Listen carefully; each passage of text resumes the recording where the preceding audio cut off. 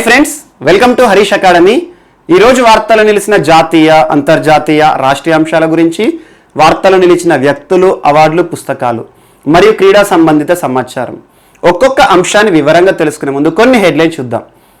ఈరోజు వివాహ చట్టాలు లేదా విడాకుల చట్టానికి సంబంధించి ఒక పిల్ సుప్రీంకోర్టులో దాఖలైంది. దానికి సంబంధించిన అంశం ఏంటి, విడాకుల చట్టం ఏంటి, సో ఒక్కొక్క మతానికి ఏ రకంగా విడాకుల చట్టాలని చూద్దాం. అండ్ దాంతోపాటు ఈరోజు ఫ్లై యాష్కి సంబంధించిన ఒక అంశం వార్తలు నిలిచింది. మరియు ఛత్తీస్గఢ్లో ఆన్లైన్ ఎడ్యుకేషన్కి సంబంధించిన వార్త కానివ్వండి, మరియు ప్రపంచంలోనే అత్యంత ఎత్తైన రైల్వే వంతెన ఈరోజు మళ్ళీ వార్తలు నిలిచింది మణిపూర్ ప్రాంతానికి సంబంధించి. మరియు దాంతోపాటు ఈరోజు యాంటీ డ్రగ్స్, సో డ్రగ్స్ విషయంలో ఒక బ్రిక్స్ సమ్మిట్ జరిగింది. దానికి సంబంధించి ఏంటి, యుఎన్ఓడిస్కి సంబంధించిన అంశం కానివ్వండి, నషాముక్త భారత్ ఏవైతే ఉన్నాయో ఇటీవల మనం చర్చించుకున్న అంశాలు మళ్ళీ ఒకసారి చూద్దాము. మరియు దాంతోపాటు ఈరోజు పంజాబ్ నేషనల్ బ్యాంక్ తీసుకొస్తున్న ఒక క్యాంపెయిన్, ఆన్లైన్ క్యాంపెయిన్ కానివ్వండి, మరియు దాంతోపాటు ఆయుష్ మంత్రిత్వ శాఖ తీసుకొస్తున్న ఒక క్యాంపెయిన్ ఆయుష్ ఫర్ ఇమ్యూనిటీ అని. సో ఇవన్నీ చర్చించుకుంటూనే వార్తలు నిలిచిన కీలకమైన వ్యక్తి, ఈ రోజున సంగీత విద్వాంసునికి సంబంధించి ఒక ప్రముఖ వ్యక్తి యొక్క మరణాన్ని చర్చిద్దాము. మరి దాంతోపాటు వార్తలు నిలిచిన రాష్ట్రీయ అంశాలు, ఇవన్నీ కూడా ఒక్కొక్కటిగా మనం నేరుగా వివరణలోకి వెళ్దాం. సో ఫస్ట్ టాపిక్ ఈరోజు వివాహ చట్టాలు ఏవైతే ఉంటాయో భారతదేశంలో చూడండి రకరకాల మతాలు ఉన్నాయి, మనం చూస్తూ ఉంటాము. భారతదేశం భిన్నత్వంలో ఏకత్వం, ఎన్ని మతాలు ఉన్నా కూడా ఏకత్వంగా ఉంటుంది. ఎన్ని మతాలు ఉన్నా కూడా భారతదేశంలో మెజారిటీ హిందూస్ ఉన్నా కూడా హిందూ దేశం అని ప్రకటించుకోలేదు. వీఆర్ సెక్యులర్, మనం లౌకికవాద దేశం అని చెప్తాం మనం. సో అలా భారతదేశానికి ఉన్న ఒక గొప్ప లక్షణం లౌకిక లక్షణం. సో ఈ రోజున సుప్రీంకోర్టులో భారతదేశంలో ఉన్న మతాలు ఏవైతే ఉంటాయో ఇవి చూడండి. ఎప్పుడైనా సివిల్ కానివ్వండి, క్రిమినల్ కానివ్వండి, క్రిమినల్ నేరాలైనా సివిల్ అయినా కూడా ఏ మతం వాడు ఏ మతం వాడిని చంపినా కూడా అందరికీ ఒకే చట్టం ఉంటుంది. కానీ భారతదేశంలోని ఏ మతస్థుడు తీసుకున్నా కూడా ఒక్కొక్క మతానికి వివాహ నియమాలు, విడాకుల చట్టాలు వేరే వేరేగా ఉన్నాయి. మీరు చూడండి, అబ్జర్వ్ చేయండి. ఇటీవల కాలంలో మనం చూసాం ట్రిపుల్ తలాక్ అనగానే ముస్లింకి సంబంధించి ఒక అంశం మనం క్రితం చర్చించుకున్నాము. ఇన్స్టెంట్ తలాక్ అంటే ఏంటి, డిలేడ్ తలాక్ ఏదైతే ఉంటుందో 1 మంత్కి ఒక తలాక్, 1 మంత్కి ఒక తలాక్, 1 మంత్కి ఒక తలాక్, దాని గురించి చర్చించుకున్నాము. సో అలా విడాకులకి సంబంధించి ఒక్కొక్క మతానికి ఒక్కొక్క చట్టం ఉండే అంశము ఈ రోజున వార్తలు నిలిచింది. మీరు చూడండి, ఇటీవల బీజేపీ నేత మరియు న్యాయవాది, సో లా తెలిసినవాడు, సో న్యాయ చట్టాల గురించి తెలిసిన వ్యక్తి ఒకతను అశ్విని కుమార్ సుప్రీంకోర్టులో ఒక పిల్ దాఖలు చేశాడు. పిల్ దీని గురించి రెగ్యులర్ చూసిన మనం ఎన్విరాన్మెంట్ గురించి నేర్చుకున్నప్పుడు జూన్ 5 నాడు పిల్ గురించి చెప్పాను. పబ్లిక్ ఇంట్రెస్ట్ లిటిగేషన్ అంటే ఏంటి, ప్రజా ప్రయోజన వాద్యం అంటే ఏంటి. చూడండి, ఇప్పుడు అశ్విని కుమార్ గారు పిల్ దాఖలు చేశానన్నాను. సో సుప్రీంకోర్టులో ఒక కేసు వేశాడు అంటున్నాను. కానీ ఆ కేసు వల్ల వచ్చే ఫలితం లేదా ప్రయోజనం ఏదైతే ఉంటుందో, తీర్పు ఏదైతే ఉంటుందో అశ్విని కుమార్కి మాత్రం సంబంధించింది కాదు, సొసైటీ మొత్తానికి సంబంధించింది. సో అలా పబ్లిక్ ఇంట్రెస్ట్ లిటిగేషన్ అంటే ఏంటంటే ప్రజా ప్రయోజనాన్ని దృష్టిలో పెట్టుకొని మనం న్యాయస్థానాలు వేసే వాద్యం. దీనికి యొక్క సృష్టికర్త మనకు తెలుసు, దీనికి సంబంధించి భగవతి ఏం చేశారని అవన్నీ మనం చూసాము. సో ఈ రోజున ఒక పిల్లు దాఖలైంది. సో సమాజాన్ని దృష్టిలో ఉంచుకొని దేనిపైన అంటే భారతదేశంలో విడాకుల చట్టాలు ఒక్కొక్క మతానికి ఒక్కోలా ఉన్నాయి. సో ఇప్పుడు ఏం చేయమంటున్నారు, సుప్రీంకోర్టులో ఈ పిల్ దాఖలు చేస్తూ సుప్రీంకోర్టు గారు మీరు కేంద్ర ప్రభుత్వాన్ని అడగండి, భారతదేశంలో ఎన్ని మతాలున్నా భిన్నత్వంలో ఏకత్వం అన్నప్పుడు మరి భారతదేశంలో ఉన్న వ్యక్తులందరికీ కూడా ఒకే చట్టం ఎందుకు అమలు కాకూడదు, ఒకే రాజ్యాంగం ఉన్నప్పుడు ఒకే చట్టం కూడా అమలు కావాలి కదా అని చెప్పేసి ఈ రోజున అందులోనే కేంద్ర ప్రభుత్వం కొన్ని చర్యలు చేస్తుంది. చూడండి, 1 నేషన్ 1 ట్యాక్సేషన్ అని, 1 నేషన్ 1 రేషన్ అని, 1 నేషన్ 1 హెల్త్ కార్డ్ అని, అన్నిట్లలో కూడా మనం 1 నేషన్ చూస్తున్నాం. ఈ రోజున 1 నేషన్ 1 లా ఎందుకు రాకూడదు, 1 నేషన్ 1 కాన్స్టిట్యూషన్ ఉన్నప్పుడు అన్నట్టుగా ఇది చేశారు. బట్ మీకు నేను కొంచెం ఇన్ డీటెయిల్గా ఎక్స్ప్లెయిన్ చేస్తున్నాను, అదొకటి చూడండి. దీనికి సంబంధించి ఏంటంటే మరి చూడండి, ఇప్పుడు భారతదేశంలో హిందువులు ఉన్నారు, ముస్లిమ్స్ ఉన్నారు, క్రిస్టియన్స్ ఉన్నారు, పార్సీలు ఉన్నారు, బుద్ధులు ఉన్నారు, సిక్కులు ఉన్నారు, జైనులు అందరూ ఉన్నారు, రకరకాల మతాలు ఉన్నాయి. కానీ మెజారిటీ తీసుకుంటే హిందూ మతం అరౌండ్ 79.4-80% హిందువులే ఉన్నారు. సో వీరిని ఏమంటాము, మెజారిటీ అంటాము. మిగతా ఎక్సెప్ట్ హిందూస్ ఆల్ ఆర్ మైనారిటీసే. కానీ చాలా మంది ఒక అపోహ ఏంటంటే మైనారిటీ అంటే ముస్లిమ్స్ అనుకుంటారు, కానీ మైనారిటీ అంటే ముస్లిమ్స్ కాదు. మైనారిటీ అంటే ఎక్సెప్ట్ హిందూ మతం, మిగతా మతాలన్నీ కూడా మైనారిటీకే వస్తాయి. కానీ లార్జెస్ట్ మైనారిటీ ఏంటి భారతదేశంలో, ముస్లిమ్స్, ఇస్లాం. సో ఇస్లాంకి సంబంధించి ఒక చట్టం ఉంటుంది, వివాహ చట్టం. హిందువులకు సంబంధించి ఒక చట్టం ఉంటుంది, హిందూ వివాహ చట్టము. మరియు క్రిస్టియన్లకు సంబంధించి ఒక చట్టం ఉంటుంది, పార్సీలకు సంబంధించి ఒక చట్టం ఉంటుంది. సో ఇప్పుడు నేను ఏం కండిషన్ తీసుకుంటున్నా అంటే 3 మతాలను తీసుకుంటున్నాను. ఎగ్జాంపుల్గా మీకు అర్థం అవ్వాలని, హిందూ వివాహ చట్టం 1955 1955లో పార్లమెంట్ తీసుకొచ్చిన హిందూ వివాహ చట్టం ఏదైతే ఉంటుందో భారతదేశంలోని హిందువులందరికీ అమలవుతుంది. ఇది వివాహ పద్ధతి ఎలా ఉండాలి, విడాకులు తీసుకోవాలంటే ఎలాంటి నిబంధనలు ఫాలో అవ్వాలి, ఇలాంటి అంశాలన్నీ తీసుకొని హిందూ వివాహ చట్టం 1955 తీసుకొచ్చింది. సో విడాకులు తీసుకోవాలంటే ఎలాంటి కండిషన్స్, సో మనకి భారతదేశంలో హిందువుల్లో ఏక వివాహం అమలు చేస్తారా, లేకపోతే ఎన్నైనా వివాహాలు చేసుకోవచ్చా, ఒక వ్యక్తి ఒక పురుషుడు ఎంతమందితో అయినా వివాహం చేసుకోవచ్చా, సో అలాంటి అంశాలన్నీ కూడా ఉంటాయి. సో భారతదేశంలో హిందూ వివాహ చట్టం ప్రకారం ఏక వివాహం మాత్రమే అమలు చేస్తుంది. సో భార్య భర్త ఒకరికి ఒకరు మాత్రమే, అంతే తప్పితే ఒకరు ఎక్కువ మహిళలను పెళ్లి చేసుకోకూడదు. నో పాలియాండ్రీ, నో పాలిగైనీ, అంటే ఒక భర్త ఎక్కువ మంది భార్యలు కలిగి ఉండకూడదు, ఒక భార్య ఎక్కువ మంది భర్తలను కలిగి ఉండకూడదు. సో ఈ రకంగా హిందూ వివాహ చట్టంలో వివాహం ఎలా ఉండాలి, విడాకులు తీసుకోవాలంటే నియమాలు ఏంటి, అవన్నీ ఉంటాయి. అండ్ ముస్లిం లేకపోతే dissolution of Muslim marriage act 1939. So ముస్లిమ్స్లో వివాహాన్ని రద్దు చేసుకోవాలి, విడాకులు తీసుకోవాలంటే ఎలాంటి నిబంధనలు ఫాలో అవ్వాలి, షరియత్ అంటాం మనం. సో 1939 ఆధారంగా జరుగుతుంది. అండ్ క్రిస్టియన్ మ్యారేజ్ యాక్ట్ 1872లో వచ్చింది. ఎందుకంటే బ్రిటిష్ వాళ్ళు పరిపాలించారు. మీరు చూడండి, ప్రపంచంలో అత్యంత ఎక్కువగా క్రిస్టియానిటీ కనబడుతుంది. చాలా అగ్రగామి దేశాల్లో కూడా క్రిస్టియానిటీ ఉంటుంది. అమెరికా తీసుకోండి, ఆస్ట్రేలియా తీసుకోండి, బ్రిటన్ తీసుకోండి, ఎక్కడైనా క్రిస్టియానిటీ. సో ప్రపంచంలో పెద్ద మతం, మన భారతదేశంలో చిన్న మతం, ఎందుకంటే మన భారతదేశంలో హిందూ మతం పెద్దగా ఉంటుంది. సో ఈ రకంగా క్రిస్టియన్స్ తీసుకొచ్చిన చట్టం. సో అలా ఈ చట్టాల ఆధారంగా ఒక్కొక్కరికి వివాహ చట్టం వేరే ఉంటుంది, ఒక్కొక్కరికి విడాకుల చట్టం వేరే ఉంటుంది. సో ఈ అంశం పైన ఈరోజు సుప్రీంకోర్టులో పిటిషన్ దాఖలైంది. మీరు చూడండి, ఎగ్జాంపుల్ చెప్తాను. హిందూ వివాహ పద్ధతిలో విడాకులు తీసుకోవాలంటే కొన్ని కండిషన్ చెప్తాను. ఇప్పుడు ఎగ్జాంపుల్, మ్యారేజ్ అయిన తర్వాత, వివాహం జరిగిన తర్వాత భార్యాభర్తలు ఇరువురిలో ఎవరైనా కూడా పర స్త్రీతో కానీ పర పురుషునితో కానీ లైంగిక సంబంధాన్ని ఏర్పరచుకున్నారనుకోండి, అంటే మీనింగ్ ఏంటి, ఇతరులతో సంబంధాన్ని ఏర్పరచుకున్నప్పుడు విడాకులు తీసుకోవచ్చు, ఆ అంశాన్ని చూపించి అని చెప్పేసి హిందూ వివాహ చట్టం చెప్తుంది. అంటే వివాహం జరిగిన తర్వాత ఇతరులతో లైంగిక సంబంధాలు ఎట్టి పరిస్థితుల్లో పెట్టుకోకూడదు. ఒకవేళ పెట్టుకున్నారనుకోండి, ఆటోమేటిక్గా కండిషన్ చూపిస్తూ విడాకులు తీసుకోవచ్చు. అది ఏ మతాల్లో ఉంటుంది, హిందూ వివాహ చట్టంలో ఉంటుంది, మరియు పార్సీ వివాహ చట్టాల్లో ఉంటుంది, మరియు క్రిస్టియన్ వివాహ చట్టాల్లో ఉంటుంది ఈ అంశం.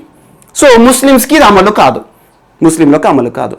అండ్ నెక్స్ట్ ఎగ్జాంపుల్, దీర్ఘకాలిక వ్యాధులు ఉంటాయి, క్షయ లాంటి, లెప్రసీ, క్షయ లాంటి వ్యాధి వస్తే ఆ వ్యాధిని కారణంగా చూపిస్తూ విడాకులు తీసుకోవచ్చు. ఎందులో, హిందువులోను మరియు క్రిస్టియానిటీలోను తీసుకోవచ్చు. కానీ ఇది ముస్లింలకి మరియు పార్సీలకి అమలు కాదు, అంటే వాళ్ళకి వేరే చట్టాలు ఉంటాయి. అండ్ నెక్స్ట్, ఒకవేళ భర్త నపుంసకుడు అయ్యాడు అనుకోండి, ఇంపార్టెంట్ అంటారు, ఈ నపుంసకుడు అయ్యాడు అనుకోండి, దాన్ని కారణంగా చూపిస్తూ హిందువుల్లోను ముస్లింలోను విడాకులు తీసుకోవచ్చు. కానీ క్రిస్టియానిటీలోను పార్సీల్లోనూ ఈ నియమం అమల్లో ఉండదు. సో చూడండి, ఒక్కొక్క మతానికి విడాకులు తీసుకోవాలంటే ఒక్కొక్క నిబంధన ఉంటుంది. అండ్ గుర్తుంచుకోండి, భారతదేశంలో హిందూ వివాహ చట్టంలోకి వచ్చే మతాల్లో హిందువులు ఉంటారు, సిక్కులు ఉంటారు, జైనులు ఉంటారు, అండ్ బుద్ధులు ఉంటారు. అండ్ వీరితో పాటు మిగతా చట్టం ఏముంటుంది, ముస్లిం వివాహ చట్టం సపరేట్గా ఉంటుంది, నెక్స్ట్ అందరికి ముస్లిమ్స్కి అమలు చేస్తుంది. సో హిందూ వివాహ చట్టం అమలయ్యే మతాలు ఇవి 4: సిక్, బుద్ధిజం, జైనిజం, దాంతోపాటు హిందువులు. ఓకేనా. నెక్స్ట్, హిందూ వివాహ చట్టం తర్వాత ముస్లిం వివాహ చట్టం అమలయ్యేది కేవలం ముస్లిమ్స్కి మాత్రమే. ఈ ముస్లింలు అందరూ ఉంటారు, మనకి షియాలు కానీ సున్నీలు కానీ రకరకాలుగా ఉంటారు, అందులో కూడా డివిజన్స్ ఉంటాయి. అండ్ క్రిస్టియన్ వివాహ చట్టం సపరేట్గా ఉంటుంది, క్రిస్టియన్స్లో కూడా డివిజన్స్ ఉంటాయి మనకి. అండ్ ప్రొటెస్టెంట్స్ అని, కాథలిక్స్ అని రకరకాలుగా ఉంటాయి. అండ్ దాంతోపాటు ఇంకొకటి ఏంటంటే పార్సీలకు సపరేట్ చట్టం ఉంటుంది. సో పార్సీలకు సంబంధించి ఈ రకంగా ఒక్కొక్క మతానికి ఒక్కొక్క చట్టం ఉంది, విడాకుల చట్టాలు, వివాహ చట్టాలు. సో ఇప్పుడు అశ్విని కుమార్ గారు ఏమంటున్నారు, బీజేపీ వ్యక్తి. సో ఆటోమేటిక్గా బీజేపీ వ్యక్తి సిద్ధాంతం ఏంటి, 1 నేషన్ 1 సిద్ధాంతం. సో అలా అందరికీ కూడా విడాకుల నియమాల్లో ఒకే నియమం ఉండాలి అని చెప్పేసి భారతదేశం అంతా కూడా ఏకీకృత వ్యవస్థ తీసుకురావండి, ఏకీకృత చట్టం తీసుకురావండి, అన్ని భిన్నత్వంలో ఏకత్వం, అందరం మనం ఒకటే అన్నప్పుడు విడాకులు ఎందుకు సపరేట్గా ఉండాలి, అన్ని విడాకుల చట్టాలు ఒకే దాని కింద తీసుకురండి, తీసుకొస్తే ఏమవుతుంది, అందరికీ ఒకే రకంగా చేయొచ్చు అని చెప్పేసి. కానీ సుప్రీంకోర్టు చాలా కేసులు ఏం చెప్పిందంటే, తీర్పిచ్చేటప్పుడు కొన్ని విషయాల్లో మత ప్రమేయ అంశాల్లోకి డెప్త్గా వెళ్ళరు. ఎందుకు కారణం అంటే, మనకు మత ప్రమేయం విషయంలో కొంచెం చాలా సెన్సిటివ్ ఇష్యూ. ఎందుకంటే ఇస్లాం మన భారతదేశంలో పుట్టింది కాదు, సో వేరే ప్రాంతాల్లో పుట్టి మన భారతదేశంలోకి వచ్చింది, ఇస్లాం ఆగమనం వచ్చింది. మరి క్రిస్టియానిటీ బ్రిటిష్ వాళ్ళు పరిచయం చేశారు. సో ఇలాంటి నిబంధనలు ఏవైతే ఉంటాయో వీటికి సంబంధించి మనం చేయలేమని చెప్పేసి ఆపారు. కానీ భారతదేశ రాజ్యాంగంలో ఆర్టికల్ 44 ఉంటుంది. సో ఉమ్మడి శిక్షా స్మృతి ఏదైతే ఉంటుందో యూనిఫామ్ సివిల్ కోడ్ అంటాము, యూనిఫామ్ సివిల్ కోడ్.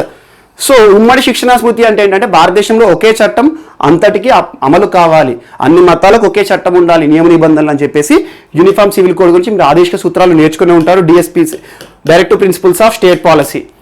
కానీ డైరెక్టివ్ ప్రిన్సిపల్స్ ఆఫ్ స్టేట్ పాలసీలో ఆర్టికల్ 44 ఉంది కాబట్టి ప్రభుత్వాలు అమలు చేస్తాయా చేయా అని చెప్పేసి ప్రభుత్వాలే ఇష్టం. సో పార్లమెంట్ చట్టం తీసుకొని ఆర్టికల్ 44 అమలు చేస్తే అన్ని మతాలకు ఒకే చట్టం వచ్చే అవకాశం ఉంది. ఇది ఒకటి కూడా ఇంపార్టెంట్. ప్రస్తుతం యూనిఫామ్ సివిల్ కోడ్ అమలవుతున్న ఒక రాష్ట్రం తీసుకుంటే మనకి గోవాలో యూనిఫామ్ సివిల్ కోడ్ అమలవుతుంది. సో ఈ రకంగా విడాకుల చట్టానికి సంబంధించి ఏకీకృత వ్యవస్థ తీసుకురండి, ఒక్కొక్క మతానికి ఒక్కొక్క చట్టం కాకుండా అన్ని మతాలకు ఒకే చట్టం తీసుకురండి అని చెప్పేసి అప్పీల్ చేశారు. సో దీనిపైన సుప్రీంకోర్టును ఏమడిగారు అతనంటే, మీరు కేంద్ర ప్రభుత్వానికి ఈ బిల్లు పంపండి, పంపితే ఏమవుతుంది, కేంద్ర ప్రభుత్వం పార్లమెంట్లో ప్రవేశపెట్టి దేశమంతటికి ఒకే చట్టాన్ని తీసుకురావాలి, ఆ రకంగా ప్రయత్నాలు చేయండి అని చెప్పేసి సుప్రీంకోర్టుని అభ్యర్థించడం జరిగింది. ఇది ఒకటి మోస్ట్ ఇంపార్టెంట్. తన యొక్క బిల్ అనేది ఇంపార్టెంట్ కాదు, కానీ ఎన్ని చట్టాలను ఏ రకంగా ఉన్నాయి, ఏ రకంగా వివాహ వ్యవస్థ ఉందని చూడండి. సో భారతదేశంలో హిందూ వివాహ వ్యవస్థలో విడాకులు ఒక రకంగా ఉంటాయి. అండ్ కొన్ని మతాల్లో వివాహం కష్టంగా ఉంటుంది కానీ విడాకులు సులభంగా ఉంటాయి. కొన్ని మతాల్లో వివాహం సులభ పద్ధతిలో ఉంటుంది కానీ విడాకులు చాలా కష్టతరంగా ఉంటాయి. కొన్ని మతాల్లో వివాహము విడాకులు రెండు కూడా సులభతరంగా ఉంటాయి. ఒక్కొక్క మతానికి ఒక్కొక్క రకమైన అంశాలు ఉంటాయి. సో అవన్నీ ఏకీకృతం చేయాలని ఈరోజు పిటిషన్ పడింది. ఇదొకటి most important. And second topic ఈరోజు, సో ఛత్తీస్గఢ్ రాష్ట్ర ప్రభుత్వం ఇటీవల కాలంలో మనం తరచూ ఛత్తీస్గఢ్కి సంబంధించి ఏదో ఒక అంశం నేర్చుకుంటున్నామో ఆయన గుర్తుంచుకొని తరచూ చెప్తున్నాను.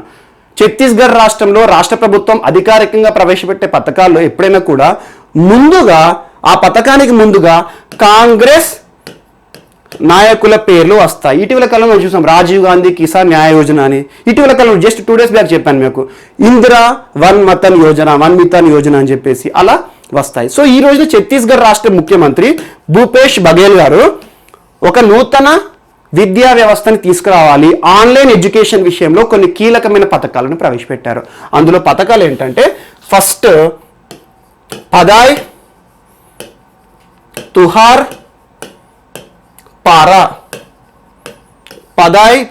పారా అండ్ ఇంకొకటి బుల్తూకే బోల్. మరి దాంతోపాటు వీటితో పాటు కొన్ని మిస్లీనియస్ పథకాలు కూడా వచ్చాయి. అదేంటంటే మీకు ముఖ్యమంత్రి స్లమ్ స్వాస్థ్య యోజన అనే పథకం కానివ్వండి, రాధాబాయ్ క్లినికల్ సెంటర్స్ యోజన అని రకరకాలు పెట్టారు. కానీ ఇందులో విద్యాశాఖకి సంబంధించిన కొన్ని అంశాలను ప్రస్తావించడం జరిగింది. పదాయ్ తుహార్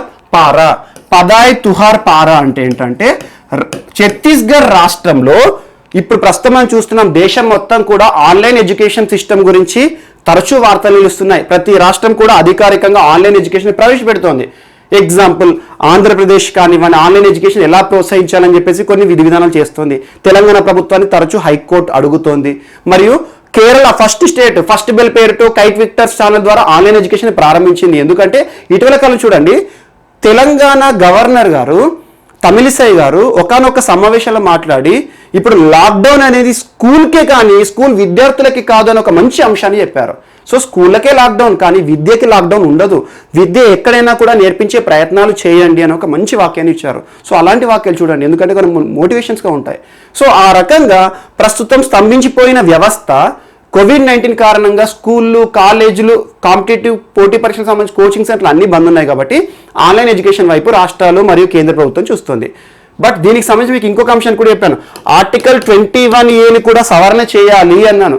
so right to education is fundamental right కాబట్టి ఆన్లైన్ ఎడ్యుకేషన్ రైట్ కూడా ఫండమెంటల్ రైట్ చేయాలి అని చెప్పేసి ఇటీవల కాలంలో రకరకాల సర్వేలు చెప్పాయి. ఆన్లైన్ ఎడ్యుకేషన్ ప్రారంభిస్తే తెలుగు రాష్ట్రాల్లో more than 80%కి యాక్సెసిబిలిటీ లేదంట. దాన్ని దృష్టిలో ఉంచుకొని చూడండి, పంజాబ్ రాష్ట్రంలో ఇంకొకటి ఆన్లైన్ ఎడ్యుకేషన్ అందరికీ చేరాలని చెప్పేసి ఇటీవల స్మార్ట్ కనెక్టివిటీ స్కీమ్ ప్రారంభించారు అమరీందర్ సింగ్ గారు. సో అలా ఆన్లైన్ ఎడ్యుకేషన్లో వస్తున్న రివల్యూషన్స్ చూడండి, ఇవన్నీ కూడా మీకు రానున్న ఎగ్జామ్లో ఖచ్చితంగా ఇంపార్టెన్స్ ఉంటుంది. సో ఆన్లైన్ ఎడ్యుకేషన్ ఈరోజు ఛత్తీస్గఢ్ రాష్ట్ర ప్రభుత్వం అధికారికంగా ప్రారంభించబోతుంది. పదాయ్ తుహార్ పారా అనే పేరుతో దీని ద్వారా ఏం చేస్తారంటే రాష్ట్రంలోని విద్యార్థులందరికీ ప్రభుత్వం ఆన్లైన్ ఎడ్యుకేషన్ ని ప్రొవైడ్ చేస్తుంది. అందుకు కావాల్సిన అన్ని వసతులను కూడా సమకూరుస్తుంది. అంటే సింపుల్ ఏంటంటే మరి ఛానళ్ళ ద్వారా ఇస్తుందా లేదా స్మార్ట్ ఫోన్ల ద్వారా ఇస్తుందా, దానికి సంబంధించిన గైడ్ లైన్ చూడాలి. అండ్ నెక్స్ట్ ఇంకొకటి ఏంటంటే బుల్తూకే బోల్ అని చెప్పేసి ఇంకొక అంశాన్ని కూడా ప్రస్తావించారు. ఇది ఒక స్కీమ్. దీని ద్వారా ఏం చేస్తారంటే రిమోట్ యాక్సెసిబిలిటీ ఉన్న ప్రాంతాలు, రిమోట్ ఏరియాస్ అన్నట్టు, మన భారతదేశంలో కొన్ని ప్రాంతాల్లో ఇప్పటికీ కూడా విద్యుత్ సౌకర్యం లేని కొన్ని ప్రాంతాలు ఉంటాయి. ట్రైబల్ ఏరియాసే కానివ్వండి, అన్ని ప్రాంతాల్లో మనం ఉన్నట్టుగా ఉండవు. సో కొన్ని వెనుకబడ్డ ప్రాంతాలు ఉంటాయి, షెడ్యూల్ ఏరియాస్లో ఎక్కువగా ఉంటాయి. సో అలా కొన్ని గ్రామాలు ఇప్పటికీ కూడా విద్యుత్ సౌకర్యాన్ని నోచుకోలేదు. విద్యుత్ సౌకర్యమే లేదు కాబట్టి అక్కడ టీవీ ఉండకపోవచ్చు, లేదా విద్యుత్ సౌకర్యమే లేదు కాబట్టి ఇంటర్నెట్ సౌకర్యాలు కూడా ఉండవు. సో అలాంటి ప్రదేశాల్లో వాళ్ళందరికీ కూడా ఆన్లైన్ ఎడ్యుకేషన్ ఇప్పుడు ఇవ్వడం అనేది పెద్ద సమస్య. సో అందుకోసం అని చెప్పేసి చట్టం చేయాలి. So article 21A online education కూడా పెడితే అన్ని ప్రాంతాలకు సులభతరంగా విద్య అనేది ఇచ్చిన వాళ్ళం అవుతాము. సో అందులో భాగంగా ఈరోజు చూడండి ఛత్తీస్గఢ్ రాష్ట్రంలో కూడా, ఛత్తీస్గఢ్ ఎక్కువగా చూడండి నక్సల్ ప్రభావిత ప్రాంతాలు ఉంటాయి, ఎక్కువగా మనకి అడవి ప్రాంతాలు అవి ఉంటాయి. సో అలాంటి ప్రాంతాల్లో నివసించే ప్రజలు ఎవరైతే ఉంటారో, విద్యార్థులు ఎవరైతే ఉంటారో వాళ్ళకు కూడా రిమోట్ ఏరియాస్లో ఉండే వారికి కూడా బుల్తూకే బోల్ అనే స్కీమ్ ద్వారా వారికి మెటీరియల్, పుస్తకాలు కానివ్వండి, ప్రశ్నపత్రాలు కానివ్వండి, మెటీరియల్స్ ఉంటాయి కదా, ఎడ్యుకేషన్ సంబంధించిన అన్ని పుస్తకాలను కూడా ప్రభుత్వమే సరఫరా చేస్తుంది అని చెప్పేసి భూపేష్ బఘేల్ గారు చెప్పారు. సో ఈ రకంగా ఆన్లైన్ ఎడ్యుకేషన్ ని ప్రోత్సాహం ఇవ్వడానికి ఛత్తీస్గఢ్ రాష్ట్ర ప్రభుత్వం ఇటీవల పదాయ్ తుహార్ పారా అనే ఒక పథకాన్ని ప్రారంభించింది. సో ఇలాంటి పథకాలు ఏమైనా ఉంటే ఇండికేషన్ నేమ్ చూసుకోండి సరిపోతుంది. దానికి సంబంధించి ఏమి ఇస్తారు ఏంటని కాదు, పంజాబ్కి సంబంధించి, కేరళకు సంబంధించి ఇలాంటివి చూసుకోండి. అండ్ ఇటీవల కాలంలో మనకి ఢిల్లీకి సంబంధించి, సో ఇవన్నీ చూడండి. ఒక దగ్గర విద్య ఆన్లైన్ ఎడ్యుకేషన్ ఏ రాష్ట్ర ప్రభుత్వం ఏ పేరుతో నిర్వహిస్తుందో చూడండి, దానికి ఏమేమి చేస్తున్నాయో చూడండి. అండ్ బుల్తూకే బోల్ అంటే ఏంటంటే స్టడీ మెటీరియల్ రిమోట్ ఏరియాస్లో ఉన్న వారికి ప్రొవైడ్ చేయడం కానివ్వండి.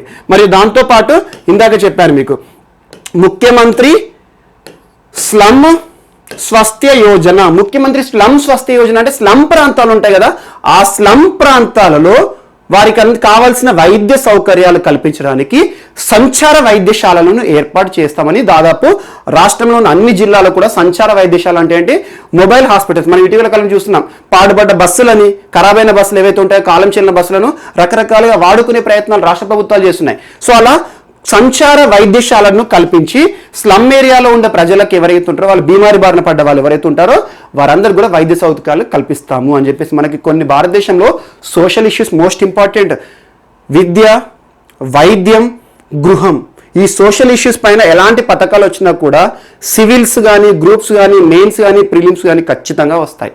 సో ఈ సోషల్ ఇష్యూస్ పైన ఎక్కువ కాన్సన్ట్రేట్ చేయండి. సో దానికి సంబంధించి ఈ రోజున కొన్ని అంశాలను ఛత్తీస్గఢ్ రాష్ట్ర ప్రభుత్వం ప్రవేశపెట్టింది. ఇటీవల ఆన్లైన్ ఎడ్యుకేషన్ ప్రోత్సాహం ఇవ్వడానికి బుల్తూకే బోల్ అనే పథకం ఏ రాష్ట్రంలో ప్రారంభించబడింది అంటారు. మరి దాంతోపాటు పదాయ్ తుహార్ పారా, అదేంటంటే పదాయ్ దుహార్ దువార్ అని చెప్పేసి అంతకుముందున్న ప్లేస్లో ఇది ఒకటి కొత్తగా వచ్చింది, పదాయ్ తుహార్ పారా. సో ఇది ఒకటి కూడా most important. And next digital. మనం ఇటీవల కాలంలో డిజిటల్ యుగంలో ఉన్నాం. మనం చూస్తున్న ప్రతి ఒక్కటి డిజిటల్, ఆన్లైన్ డిజిటల్ క్యాంపెయినింగ్ చేస్తున్నారు ఇటీవల కాలంలో. అండ్ రానున్న ఎన్నికలు పంజాబ్ ఎన్నికలు ఉన్నాయి. పంజాబ్ ఎన్నికల్లో కూడా డిజిటల్ క్యాంపెయినింగ్, డిజిటల్ మేనిఫెస్టోలు, డిజిటల్గా ప్రజలను అవేర్నెస్ చేయడానికి ఈ రాష్ట్ర పార్టీలు ఏవైతే ఉంటాయో, ఎన్నికల్లో పాల్గొనే పార్టీలు, వారికి కావాల్సింది క్యాంపెయిన్, ప్రచారం కావాలి. ప్రచారం కూడా ఈ రోజున డిజిటల్ ప్రచారమే జరుగుతుంది చూడండి. సో అలా డిజిటల్ యుగంలో ఇటీవల కాలంలో పంజాబ్ నేషనల్ బ్యాంక్, మనకు తెలుసు పంజాబ్ నేషనల్ బ్యాంక్ భారతదేశంలో పాత బ్యాంకు, చాలా పాత బ్యాంకు, 1894లోనే ఏర్పాటు చేశారు. అప్పుడు భారతదేశం అంతా కూడా అఖండ భారత్, పాకిస్తాన్ ప్రాంతం కూడా మన దగ్గరే ఉండే. సో లాహోర్లో ఏర్పాటు చేశారు. సో అలా లాహోర్లో ఏర్పాటు చేశారు 1894లో. దీని ఏర్పాటులో కీలక వ్యక్తి లాలా లజపతి రాయ్, మనకు పంజాబ్ కేసరి అంటాం, అందుకే పంజాబ్ నేషనల్ బ్యాంక్ ఏదైతే ఉందో ఏర్పడింది. పంజాబ్ నేషనల్ బ్యాంక్ ఇటీవల ఒక కొత్త అంశంతో ముందుకు వచ్చింది. అదేంటంటే డిజిటల్ అప్నాయన్ క్యాంపెయిన్. డిజిటల్ అప్నాయన్ క్యాంపెయిన్ అంటే ఏంటంటే ప్రతి ఒక్కరు కూడా డిజిటల్ మాధ్యమం ద్వారా ట్రాన్సాక్షన్స్ చేసుకోవడము, మనీ చెల్లింపులు చేయడము, ఒక వస్తువు కొన్నా డిజిటల్ విధానంలో మనం చెల్లింపులు చేయడం కానివ్వండి, మనీ ట్రాన్స్ఫర్, ఇప్పుడు బ్యాంకు నుంచి మనం ట్రాన్స్ఫర్ చేసేసుకొని లిక్విడ్ క్యాష్ తీసుకొని వేరే వాళ్ళకి అప్పులు చెల్లించడం కాకుండా అన్ని కూడా ఆన్లైన్ విధానంలో ప్రోత్సహించే విధంగా డిజిటల్ మార్కెట్ దృష్టిలో ఉంచుకొని డిజిటల్ క్యాంపెయిన్ అనే ఒక అంశంతో ముందుకు వచ్చింది.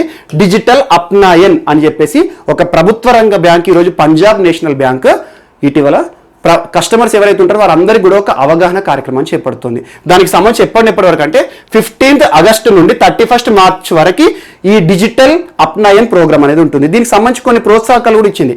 ఎవరైతే డిజిటల్ విధానంలో అంటే ఆన్లైన్లో మనీ ట్రాన్స్ఫర్ చేసినా లేదా ఆన్లైన్లో మనీ చెల్లింపులు చేసినా ఏదైనా వస్తువు కొన్నప్పుడు ఆన్లైన్ పేమెంట్ చేసినా కూడా దానికి ప్రోత్సాహకాలు ఇస్తామని కొన్ని చూడండి. ఇప్పటికి కూడా డిజిటల్ విధానంలో కొన్ని బోనస్ పాయింట్స్ ఇవ్వడం కానివ్వండి, లేదా ఏదైనా మన పెద్ద వస్తువు కొన్నప్పుడు కొన్ని ఏటీఎం కార్డ్స్ కానీ క్రెడిట్ కార్డ్స్ కానీ ఉంటే హెచ్డిఎఫ్సి కానీ యాక్సిస్ కానీ ఐసిఐసిఐ కానీ ఎస్బీఐ కానీ మనం ఉంటే దానిపైన 10% క్యాష్ బ్యాక్ ఆఫర్స్ అని ఉంటాయి. ఎందుకంటే ఆన్లైన్ విధానాన్ని ప్రోత్సహించడానికి, ఆన్లైన్ పేమెంట్స్ ప్రోత్సహించడానికి.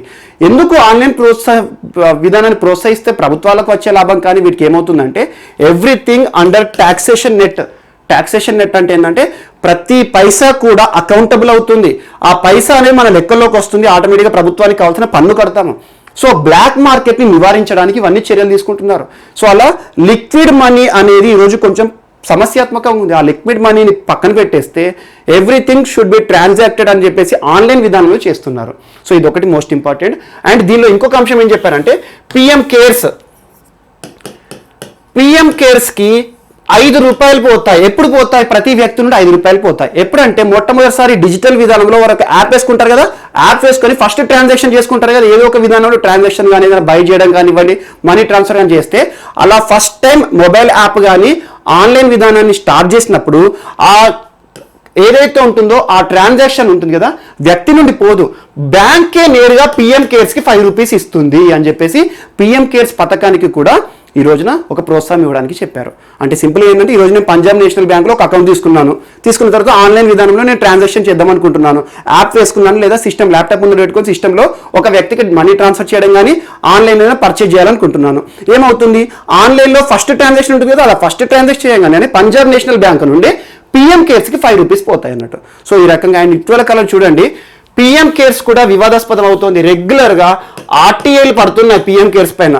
రైట్ టు ఇన్ఫర్మేషన్ యాక్ట్ 2005 ప్రకారము ఏదైనా కూడా transparency in governance should be needed. అంటే ఏంటంటే ప్రభుత్వ పరిపాలనలో పారదర్శకత మనకి ఏంటంటే ఉంటుంది, ట్రాన్స్పరెన్సీ కావాలి. సో అలా ట్రాన్స్పరెన్సీ కోసము ప్రభుత్వం ఖర్చు పెట్టే ప్రతి ఒక్క రూపాయి కూడా ప్రజలకు తెలియాలి అని చెప్పేసి ట్రాన్స్పరెన్సీ అనే ఉద్దేశంతో మనకు ఆర్టీఐ యాక్ట్ వచ్చింది. ఈ రోజు ప్రతి ఒక్కటి కూడా పారదర్శకంగా జరగాలి, నియామకాలే కానివ్వండి, ప్రభుత్వం ఖర్చు పెట్టే విషయంలో కానివ్వండి. ఇటీవల తరచూ ఆర్టీఐ ఈ రోజు కూడా పేపర్లో వచ్చింది, ఆర్టీఐ ఫైల్ అయింది. ఆర్టీఐ కింద పిఎం కేర్స్లో నిధులకు సంబంధించిన సమాచారాన్ని అడిగితే డినై చేస్తున్నారు. కారణం ఏంటంటే this is not under the public authority అంటున్నారు. పబ్లిక్ అథారిటీ అంటే ప్రభుత్వ రంగంలో భాగం కాదు అంటారు. ఇది కేవలం కోవిడ్ కోసం మేము ఏర్పాటు చేశామన్నారు. సో అందువల్ల ఇది వివాదాస్పదం అవడం ద్వారా ఇటీవల నేషనల్ డిజాస్టర్ మేనేజ్మెంట్ యాక్ట్లోని డిజాస్టర్ రెస్పాన్స్ ఫండ్ ఉంటుంది కదా, అందులోకి నేరుగా సిటిజన్స్ కానివ్వండి, భారతదేశం ఇండివిజువల్స్ కానివ్వండి, సంస్థలు కానీ చేయొచ్చు అని చెప్పేసి ఇటీవల క్లాస్లో మనం నేర్చుకున్నాం. దానికి సంబంధించిన సెక్షన్ ఏంటి, ఎన్డీఎంఏలో ఏ సెక్షన్ సిటిజన్స్ కూడా దానికి చేయొచ్చు అని చెప్పేసి మనం క్రితం క్లాస్లో చూసాము, ఒకసారి చూడండి. బట్ ఇక్కడ ఏంటంటే పంజాబ్ నేషనల్ బ్యాంక్కి సంబంధించి డిజిటల్ అప్నాయన్ అంటే ఏంటంటే ఆన్లైన్ విధానంలో ట్రాన్సాక్షన్ ప్రోత్సహించడము, ఆన్లైన్ విధానానికి సంబంధించి అన్ని కూడా అవేర్నెస్ ఇవ్వడము క్యాంపెయిన్ చేస్తుంది పంజాబ్ నేషనల్ బ్యాంక్. దీనికి సంబంధించి ప్రస్తుతం ఎండి ఎవరు ఉన్నారంటే మల్లికార్జున్ రావు గారు ఉన్నారు. అండ్ నెక్స్ట్, సో ఇందాక మనం పంజాబ్ నేషనల్ బ్యాంక్కి సంబంధించిన ఒక అంశం చూసాము. ఆన్లైన్ ట్రాన్సాక్షన్ని ప్రజలందరికీ కూడా పరిచయం చేసే విధంగా దానికి సంబంధించిన ప్రోత్సాహకాలు ఏమి ఇస్తుందో చూస్తున్నాం. ఈరోజు చూడండి, భారతదేశంలో రాష్ట్ర ప్రభుత్వాలు తీసుకున్న, కేంద్ర ప్రభుత్వం తీసుకున్న, ఎడ్యుకేషన్ని తీసుకున్న, ఆన్లైన్ ఎడ్యుకేషన్ వచ్చేసింది. ప్రభుత్వ విధానంలో ఈ ఆఫీస్ అని నేర్చుకుంటున్నాము.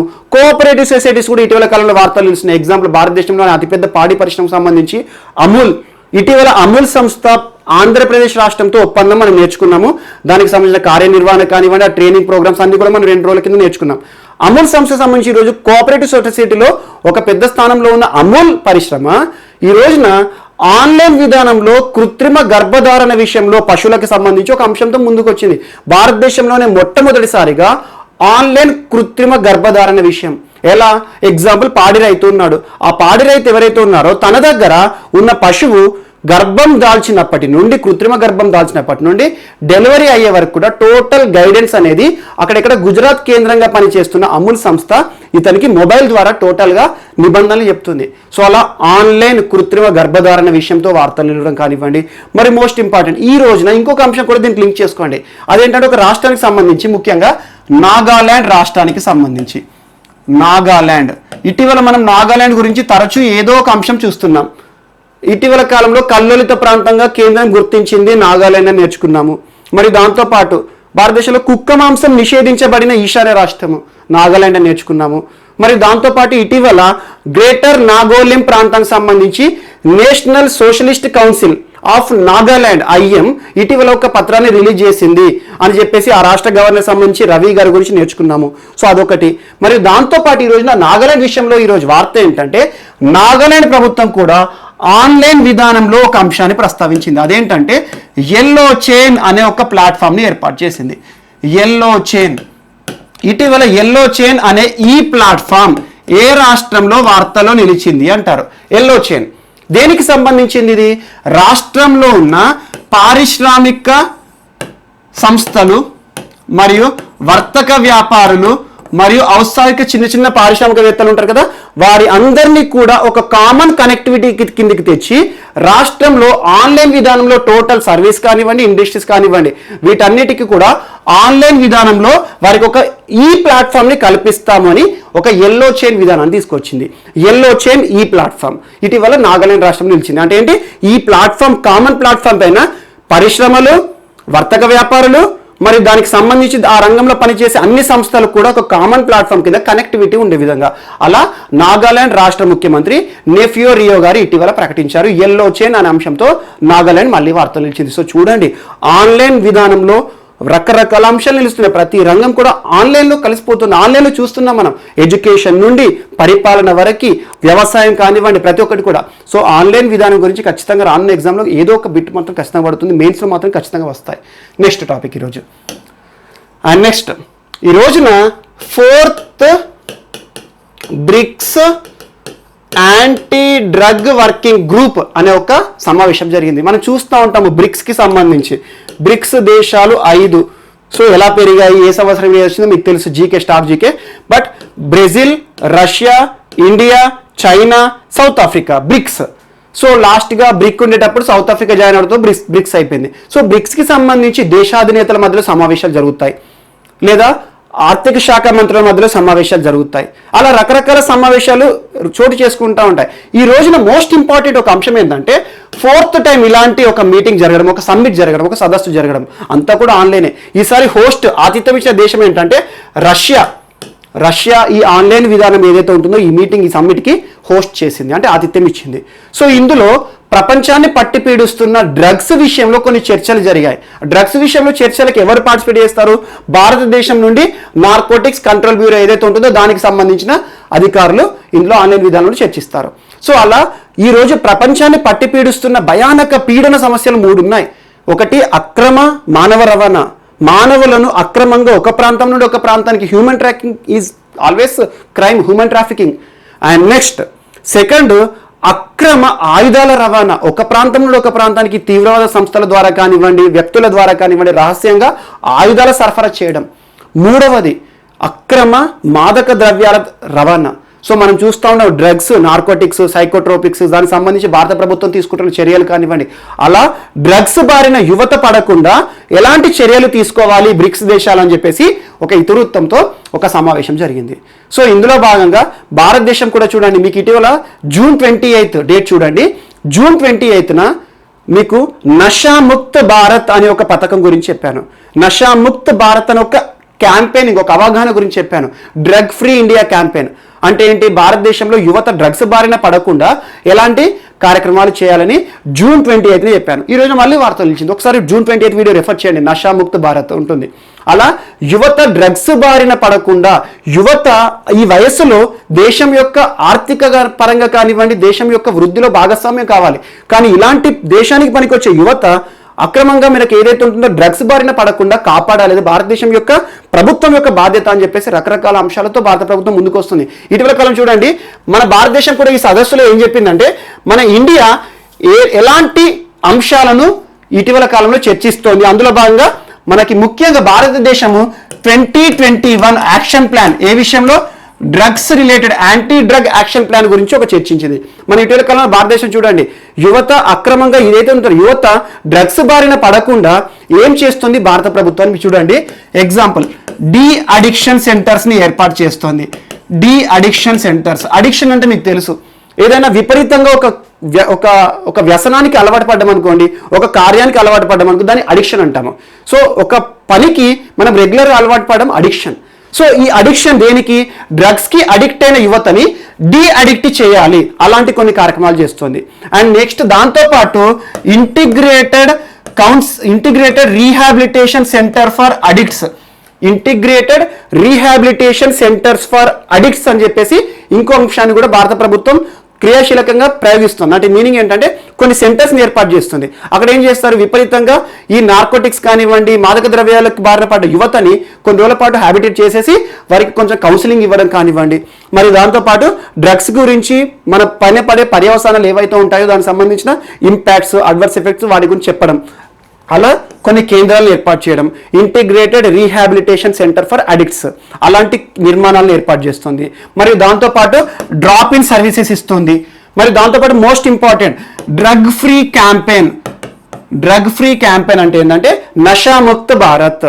సో భారతదేశంలో ఎలాంటి డ్రగ్స్ కూడా వాడకుండా యువతకి దానిపైన అవగాహన కల్పించాలని ఒక యాంటీ డ్రగ్ క్యాంపెయిన్ చేస్తుంది. అలా డ్రగ్ ఫ్రీ క్యాంపెయిన్ ఏదైతే ఉంటుందో నషాముక్త భారత్తో భారత ప్రభుత్వము దేశాల్లో ఉన్న అన్ని దాదాపు 276 జిల్లాలను మొదటి విడతగా ఎంపిక చేసేసుకుని ఎక్కడైతే డ్రగ్స్ బారిన యువత ఎక్కువ పడుతున్నారో వాటిని టార్గెట్ చేస్తూ కొన్ని క్రియాశీల కార్యక్రమాలు ప్రవేశపెడుతుంది. సో ఇది ఒకటి డ్రగ్స్కి సంబంధించిన ఇష్యూ. అండ్ ప్రపంచంలో డ్రగ్స్కి సంబంధించి, క్రైమ్స్కి సంబంధించి నివేదికలు ఇచ్చే అత్యున్నత సంస్థ గురించి మనం క్రితం కూడా నేర్చుకున్నాం నషాముక్త భారత్ రోజున. అదేంటంటే UNODC, United nations office on drugs and crimes. So ఇది ఎక్కడ కేంద్రంగా పనిచేస్తుందంటే వియన్నా వేదికగా పనిచేస్తుంది, Austria. So UNODC, United nations office on drugs and crimes, drugs రిలేటెడ్గా మరియు నేరాలకు సంబంధించి నివేదికలు ఇస్తుంది. ఇటీవల కాలంలో మనం నెల రోజుల కింద ఎంతమంది ప్రపంచంలో యువత డ్రగ్స్ బారిన పడుతున్నారు, ఎన్ని మిలియన్ల జనాభా ఇబ్బంది పడుతున్నారని ఇది ఇచ్చిన నివేదిక చెప్పుకున్నప్పుడు దీని గురించి చెప్పాను, ఒకసారి రెఫర్ చేయండి. సో అలా UNODC కూడా ఈ డ్రగ్స్ బారిన యువత పడకుండా మరియు ప్రజలు పడకుండా ఎలాంటి నిబంధనలు పాటించాలని ప్రపంచ దేశాలన్నిటికీ కూడా కొన్ని గైడ్లైన్స్ ఇస్తుంది. ఇది ఒకటి కూడా మోస్ట్ ఇంపార్టెంట్. అండ్ నెక్స్ట్ ఈ రోజున మనం చూస్తూ ఉన్నాము COVID-19 పరిస్థితుల కాలంలో ప్రతి దేశం కూడా ఆర్థిక పరంగా ఇబ్బంది పడింది. ప్రతి దేశం కూడా భయానక పరిస్థితిలో ఉండిపోయింది కొంతకాలం డ్రగ్స్ కోసం కానివ్వండి. అంటే సింపుల్గా ఈ డ్రగ్స్ వేరు, అంటే మందులు COVID-19 బారిన పడ్డ వాళ్ళ కోసం ఇచ్చే మెడిసిన్, అది కూడా డ్రగ్స్ అంటాం. ఏదైనా మందును మనం డ్రగ్ అనే పేరు వాడతాము, యాక్టివ్ ఫార్మాస్యూటికల్ లిమిటెడ్, దాని విషయంలో కానివ్వండి. అలా COVID-19 పరిస్థితుల కాలంలో ఒక్క దేశానికి ఇంకొక దేశం సాయం చేయడం అనేది మనం కామన్గా చూస్తున్నాం. ఎగ్జాంపుల్, భారతదేశం మన చుట్టుపక్కల ఉన్న చిన్న చిన్న దేశాలు, ఇండియన్ ఓషన్ దీవులు ఏవైతే ఉంటాయో, దేశాలు ఏవైతే ఉంటాయో వాటికి సాయం చేస్తుంది. ఆపరేషన్ సంజీవని అని, మిషన్ సాగర్ అని, చిన్న చిన్న దేశాలు మాల్దీవులు కానివ్వండి, మారిషస్ కానివ్వండి, అండ్ చిన్న చిన్న దేశాలు కమరోస్ కానివ్వండి, ఈ దేశాలన్నిటి కూడా, ఇండియన్ ఓషన్ దేశాలన్నిటి కూడా భారతదేశం సాయం చేసి చూస్తున్నాం. ఇటీవల యాంటిగ్వా ప్రాంతానికి సాయం చేయడం కానివ్వండి. భారత్ కంటే చిన్న దేశాలకు భారత్ సాయం చేస్తుంది. సో ఆర్థికంగా ఎదుగుదలలో ఉన్న దేశాలు ఉంటాయి కదా, పెద్ద దేశాలు, ఆర్థిక వృద్ధి సాధించే దేశాలు, అవి భారతదేశానికి సాయం చేస్తూ ఉంటాయి. ఇటీవల కాలంలో మనం రకరకాల దేశాలు, లేదంటే యూరోపియన్ యూనియన్ ఇటీవల కాలంలో భారతదేశానికి సంబంధించి కొన్ని క్రియాశీల కార్యక్రమాలు చేపట్టినాయి. ఎగ్జాంపుల్, మహారాష్ట్ర, ఒడిశాలో మహిళా నైపుణ్యాభివృద్ధి కార్యక్రమాలు నిర్మాణ రంగంలో కానివ్వండి, మరియు COVID-19 సంబంధించి కానివ్వండి, ఆంఫన్ తుఫాన్ బారిన పడ్డ భారతదేశానికి, బంగ్లాదేశ్కి EU సహాయం చేయడం కానివ్వండి, ఇలా చూస్తున్నాం. ఈ రోజున యునైటెడ్ కింగ్డమ్, సో బ్రిటన్ ప్రభుత్వము భారతదేశానికి ఈ రోజున ఆర్థిక పరమైన సహాయం చేస్తున్నాము. దేనికోసము? COVID-19 బారిన పడ్డ భారతదేశానికి మనకు ముఖ్యంగా ఒక ఫండ్ని రిలీజ్ చేస్తాము. ఈ ఫండ్ని ఏ రకంగా వాడాలి, ఎంత వాడాలంటే సింపుల్గా 3 million euros fund, 3 million euros fund భారతదేశానికి రిలీజ్ చేస్తాము. దాన్ని ఎవరెవరు వాడతారు? సింపుల్గా అకాడమిషియన్స్ మరియు సైంటిస్టులు. భారత ప్రభుత్వం కింద ఈ COVID-19 బారిన పడ్డ ప్రభావితమైన ప్రాంతాల్లో అన్నిట్లో కూడా మళ్ళీ కూడా రీహాబిలిటేషన్ కార్యక్రమాలు కానివ్వండి, లేదంటే ఆ ప్రాంతాలన్నిటికీ కూడా ఆర్థికపరమైన ప్రోత్సాహాలు ఇచ్చే పథకాలను ప్రారంభించడానికి వాడండి అని చెప్పేసి UK ప్రభుత్వం 3 మిలియన్ యూరోస్ని ఈరోజు భారత ప్రభుత్వానికి శాంక్షన్ చేయడం జరిగింది. ఇది ఒకటి కూడా మోస్ట్ ఇంపార్టెంట్. బట్ ఇవన్నీ కూడా రకరకాలు ఉంటాయి కాబట్టి ఈ ఫిగర్స్ అని అవసరం లేదు. బట్ ఏవేవి దేశాలు భారతదేశానికి సాయం చేస్తున్నాయి, భారతదేశంలో స్వచ్ఛంద సంస్థలతో ఎలాంటి సంస్థలు ఇటీవల కాలంలో ఏ కార్యక్రమాలు ప్రారంభించాయి, ఇటువంటి చూడండి. సో ఇదొకటి మోస్ట్ ఇంపార్టెంట్. ఈరోజు 3 మిలియన్ యూరోస్ భారతదేశానికి సంబంధించి UK ప్రభుత్వం శాంక్షన్ చేసింది. ఇదొకటి. నెక్స్ట్ ఈరోజు ఆయుష్ గురించి మనం తరచూ చూస్తుంటున్నాం. నరేంద్ర మోడీ గారి ప్రభుత్వం వచ్చినాక ఆయుష్ మంత్రిత్వ శాఖ గురించి మనం తరచూ చూస్తున్నాం. ఆయుర్వేద, యోగా, యునాని, సిద్ధ, హోమియోపతి వీటన్నిటి గురించి కూడా ఆయుర్వేదిక రంగానికి సంబంధించి అన్ని కూడా కేంద్రీకృతం చేస్తూ ఒక మంత్రిత్వ శాఖను తీసుకొచ్చారు. సో అలా మంత్రిత్వ శాఖ భారతదేశంలో ఆయుర్వేదిక్ పైన అవగాహన కల్పించడం ఇవన్నీ చేస్తుంది. ఈ రోజున ఆయుష్ మంత్రిత్వ శాఖ ఒక క్యాంపెయిన్ని ప్రారంభించింది. ఏంటంటే ఆయుష్ ఫర్ ఇమ్యూనిటీ. మీరు చూడండి, తరచూ మనం ఇమ్యూనిటీ అనే పదము వింటున్నాం. కోవిడ్ కొన్ని పదాలను మనకు పరిచయం చేసింది. తెలియని వారు కూడా ఈరోజు మాట్లాడే పదాలు కొన్ని. ఏంటంటే ఇమ్యూనిటీ ప్రతి ఒక్కరికి తెలిసింది. ఇమ్యూనిటీ అంటే ఏంటి, రోగ నిరోధక శక్తి అంటే ఏంటి, మరియు వైరస్ అంటే ఏంటి అని తెలుసుకుంటున్నాం. వ్యాక్సిన్ అంటే ఏంటి అని ప్రతి ఒక్కరం ఉచ్చరిస్తున్నాం. మరియు దాంతోపాటు మందులకు సంబంధించి డ్రగ్స్ ఏంటంటే చూస్తున్నాం. అలా చాలా విషయాల్లో మన లైఫ్ స్టైల్లో కొన్ని అవగాహనలు కూడా కోవిడ్ నేర్పింది మనకి. శుభ్రత కానివ్వండి, శానిటైజేషన్ అనే పదాన్ని నేర్పింది, డిస్ఇన్ఫెక్షన్ అని ప్రతి ఒక్కరు కూడా వీటి గురించి నేర్చుకుంటున్నాం ఈరోజు కోవిడ్ అనేది ఈ వైరస్, కరోనా వైరస్ ఏదైతే ఉందో ప్రతి వ్యక్తి పైన సమాన ప్రభావాన్ని చూపించట్లేదు. కొంతమందికి ఇప్పటికే వైరస్ సోకి వ్యాధి లక్షణాలు బయటపడకుండా పోయింది. అలా కోలుకున్న వాళ్ళు చాలా మంది ఉన్నారు. ఈరోజు నిర్ధారితమైన కేసెస్ కంటే నిర్ధారం కాని కేసెస్ ఎక్కువ ఉన్నాయి భారతదేశంలో. సో ఇలాంటి పరిస్థితుల్లో ఇమ్యూనిటీ అనేది ఇంపార్టెంట్. ఒక వ్యక్తికి ఉండే రోగనిరోధక శక్తి ఆధారంగానే తన యొక్క జబ్బు అనేది ఆధారపడి ఉంటుంది. ఎగ్జాంపుల్ వైరస్, కరోనా వైరస్ వచ్చిన సోకిన ప్రతి ఒక్కరు కూడా సమానంగా, కొంతమంది చనిపోతున్నారు, కొంతమంది తీవ్రంగా హాస్పిటలైజ్ అవుతున్నారు, డిశ్చార్జ్ అవుతున్నారు, కొంతమంది వచ్చినా కూడా ఎలాంటి లక్షణాలు లేకుండా పోతున్నాయి. సో ఇదంతా ఎందుకు అంటే ఒక వ్యక్తి లోపల ఉండే రోగనిరోధక శక్తి, చిన్నప్పటి నుండి మనం తీసుకునే ఫుడ్ ఐటమ్స్ కానివ్వండి, అవన్నీ కూడా మనకి ఈ రోజున ప్రభావం చూపిస్తున్నాయి. అందుకోసం ఏంటి, ఆర్టిఫిషియల్ ఈ రోజు మనం అప్పటికప్పుడు కూడా రోగనిరోధక శక్తి పైన కాన్సన్ట్రేట్ చేస్తున్నాం. పండ్లు తింటున్నాము, డ్రై ఫ్రూట్స్ అని, ఎగ్ అని, మటన్ అని తింటూ ఉంటారు చాలా మంది కూడా. రోగనిరోధక శక్తి పెంచడానికి ప్రయత్నాలు చేస్తున్నారు. ఇందులో భాగంగా ఈ రోజున కొన్ని పెద్ద పెద్ద యూనివర్సిటీలు కూడా ఈ రోగనిరోధక శక్తిని పెంపొందించే పదార్థాలను తయారు చేస్తున్నాయి. ఇటీవల కాలంలో ఫంగల్ పౌడర్ అనే రోగనిరోధక శక్తిని పెంచే ఒక పౌడర్ని తయారు చేసి బోడోల్యాండ్ యూనివర్సిటీ అస్సాం వార్తల్లో నిలిచింది. మరియు ఆయుష్ క్వాత్ అనే ఒక ఆయుర్వేదిక్ మందును తయారు చేసి జీనోమ్ మెడిసిన్స్, ఈరోజు హైదరాబాద్ ఆదానికి పనిచేస్తున్న జీనోమ్ ఫార్మా వాళ్ళు వార్తలు నిలిచారు. పల్లిపట్టీలు, రకరకాల పల్లిపట్టీలు, రోగనిరోధక శక్తిని పెంచే పల్లిపట్టీల గురించి మనం నేర్చుకున్నాం. ఈ రోజున ఆయుర్వేదిక్లో ఉండే వనమూలికలు కానివ్వండి, వాటన్నిటినీ కూడా ఈరోజు రోగనిరోధక శక్తిని పెంచడానికి ఉపయోగపడతాయి అని ఆయుర్వేదిక్ మరియు వీటి కింద ఉండే అన్ని డ్రగ్స్ గురించి అవగాహన ప్రజల్లో కల్పించాలి అని ఆయుష్ మంత్రిత్వ శాఖ ఆయుష్ ఫర్ ఇమ్యూనిటీ అనే ఒక క్యాంపెయిన్ని ప్రారంభించింది.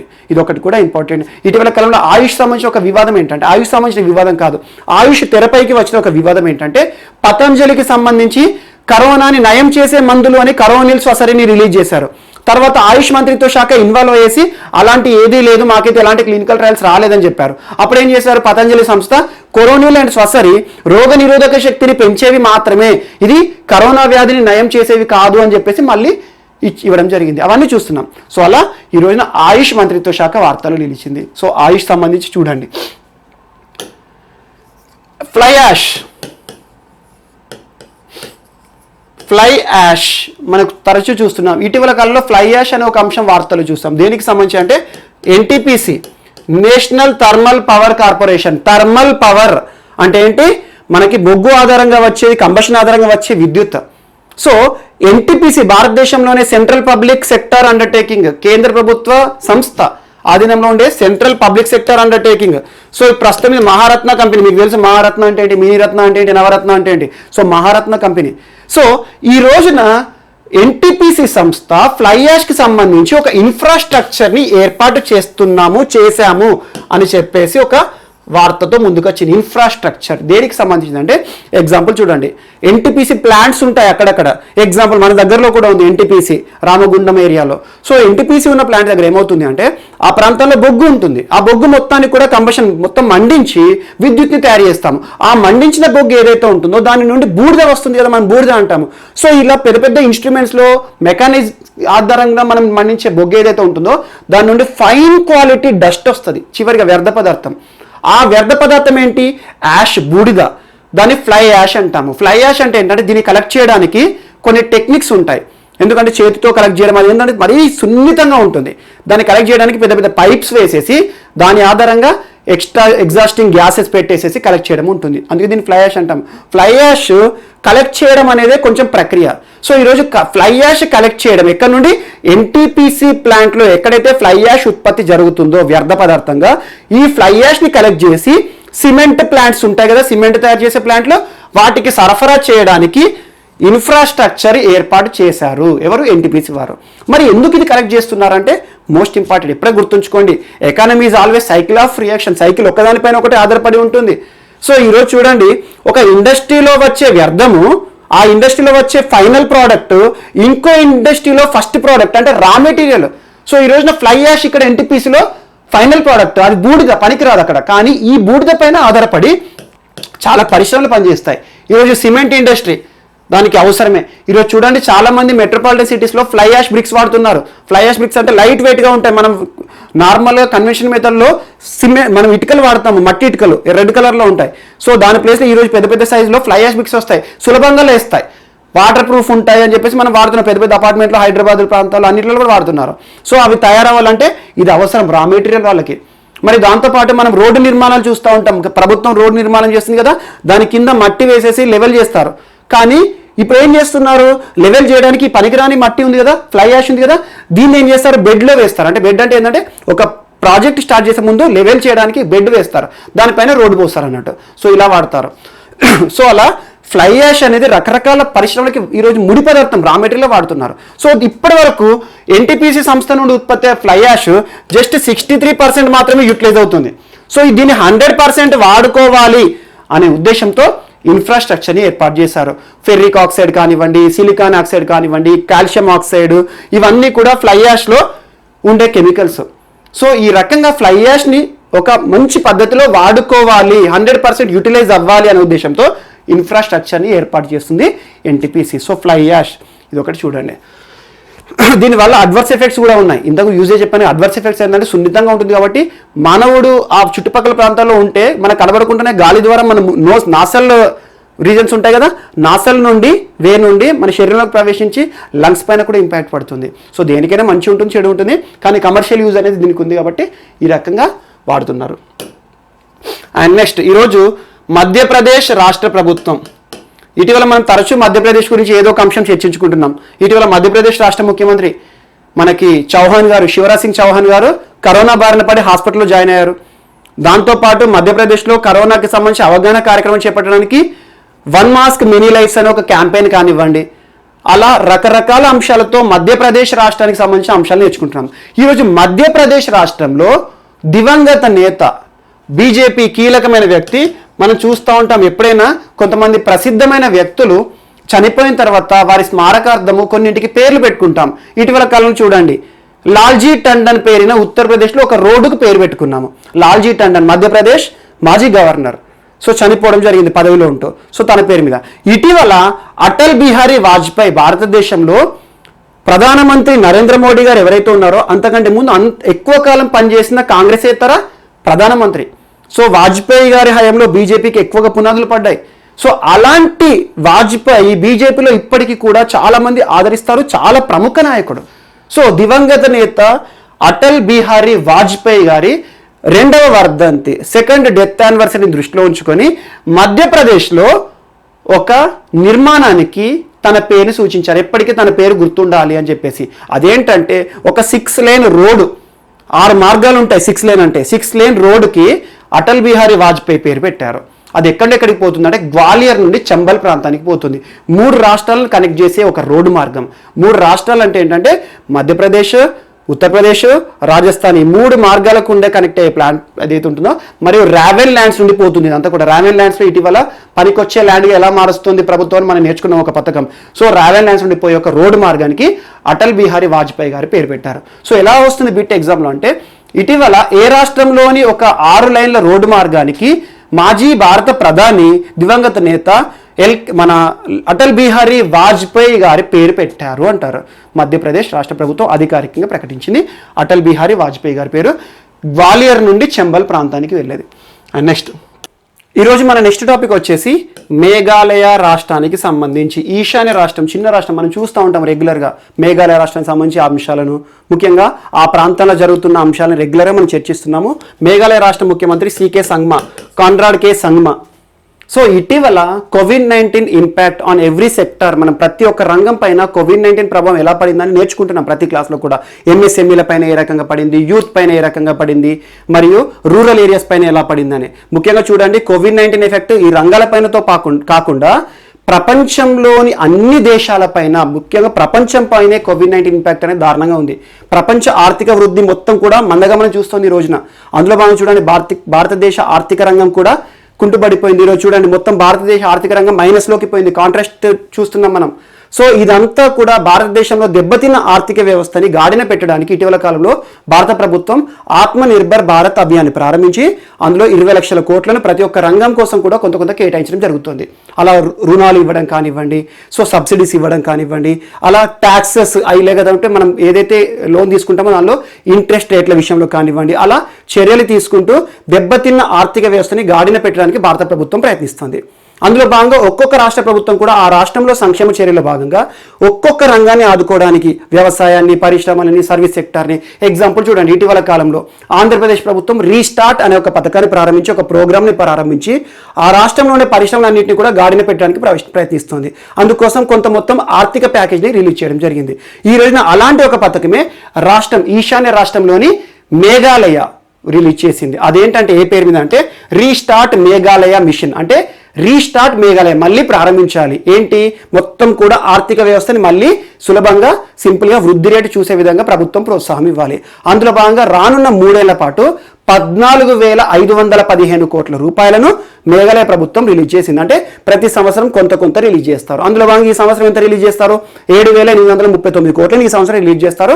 నెక్స్ట్ ఇయర్ మళ్ళీ ఒక 7,000 కానీ లేదా ఒక 3,000 కానీ క్రోర్స్ కానీ అలా రిలీజ్ చేస్తారు. అలా 14,515 కోట్ల రూపాయలను మేఘాలయ ప్రభుత్వము దెబ్బతిన్న ఆర్థిక వ్యవస్థను గాడిన పెట్టడానికి, ముఖ్యంగా ఎంటర్ప్రీనర్స్ మరియు ఫార్మింగ్ సెక్టర్, రైతులను ఆదుకోవడానికి ముందుకు వచ్చింది. ఈ రకంగా మరి ఈ పథకం గురించి ఎగ్జామ్లో అడుగుతారా అంటే అడగవచ్చు, కొన్ని సందర్భాల్లో అడగవచ్చు, బట్ అంత పెద్ద ఇంపార్టెంట్ కాదు.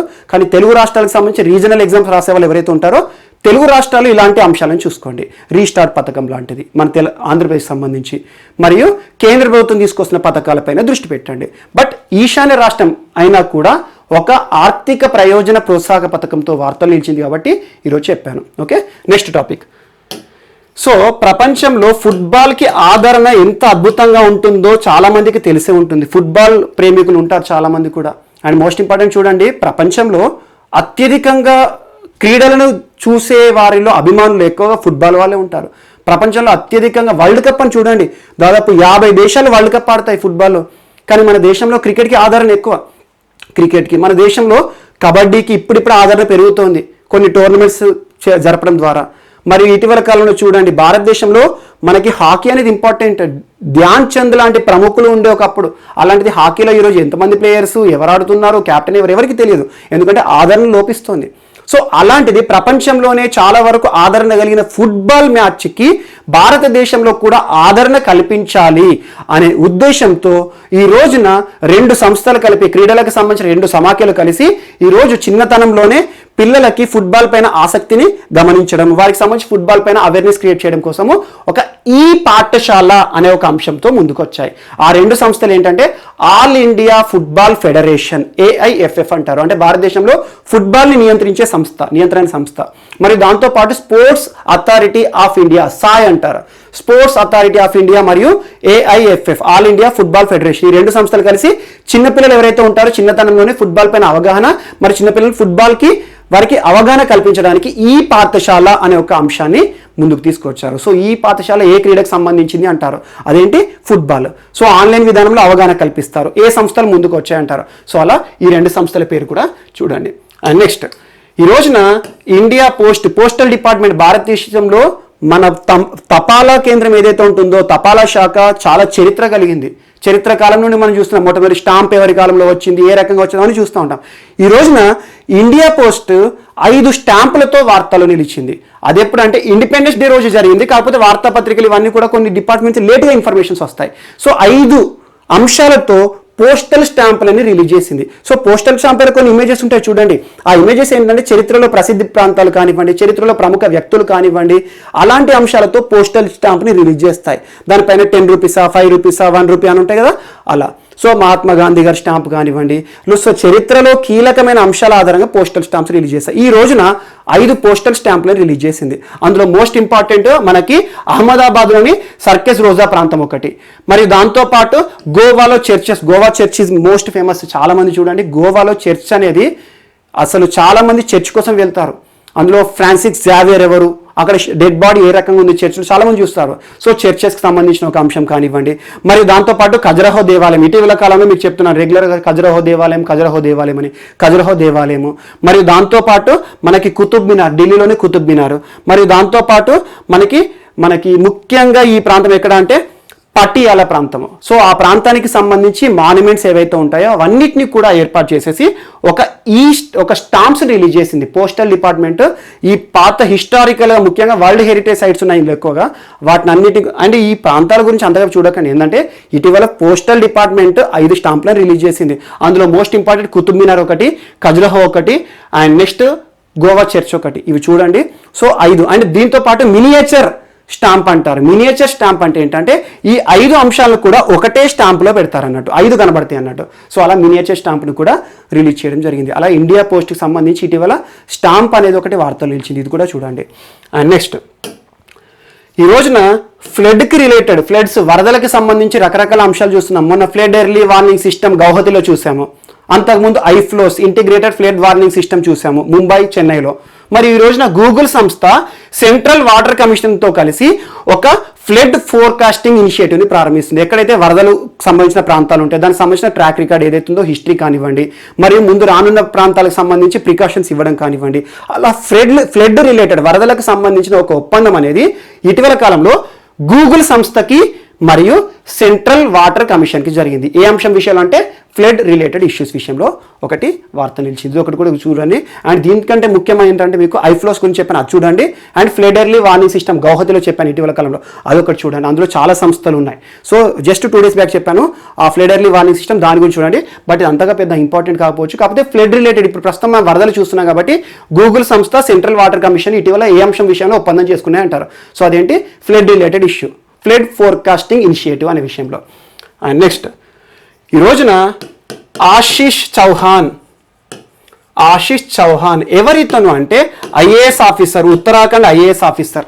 తన పేరుని ఇటీవల స్పెయిన్ లోని మౌంట్ వర్జిన్కి పెడుతున్నారు. మౌంట్ వర్జిన్ అనే ఒక పీక్ ఉంటుంది స్పెయిన్లో.